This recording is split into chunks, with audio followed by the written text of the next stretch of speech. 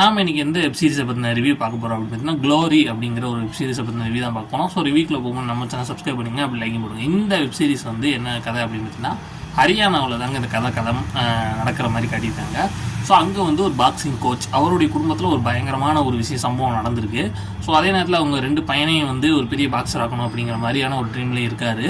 So இந்த boxing இவங்க dream நடந்துச்சா, இவங்க குடும்பத்தில் என்ன ப்ராப்ளம் இருந்துச்சு, அது அங்கே என்ன நடந்துச்சு, அதுக்கு முன்னாடி க்ரைம் என்ன, அதுக்கப்புறம் இவங்களை சுற்றி என்னென்னலாம் ப்ராப்ளம் இருக்குது அப்படின்னு சொல்லி தான் இந்த கதையவே கொண்டு போயிருக்காங்க.